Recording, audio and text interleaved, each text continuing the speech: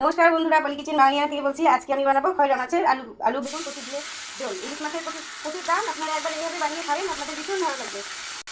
ভাজা হয়ে গেছে, এবার আমি তুলে নেবো। আমি অর্ধেক বেগুন কেটে রেখেছি, বেগুনটা ভেজে নেবো তেলে। এখানে আমি আলু দিয়ে আর 4টে কাঁচা লঙ্কা আর কচু আলু কেটে দিলাম, এটা দিয়ে ভেজে নেবো ভালো লাগে। আমি লাল করে ভেজে নিয়েছি কচু আলু। এখানে আমি সর্ষে আর কাঁচা লঙ্কা পেস্ট বানিয়ে রেখেছিলাম, দিয়ে নিলাম একটা টমেটো, পরিমাণ মতো লবণ আর 1 চা চামচ হলুদ। আমি ভালোভাবে মশলার সাথে কষে নেবো। বেগুনটা ভেজে রেখেছিলাম, বেগুনটা দিয়ে দিলাম। বেগুনটার সাথে আর একটু ভালোভাবে কষে নেবো। এখন কত সুন্দর লাগছে দেখতে। আমার কষা হয়ে গেছে, আমি এবার জল দিয়ে ফুটিয়ে নেবো। এটা আমি মাছগুলো দিয়ে আর খানিকক্ষণ ফুটিয়ে নেবো।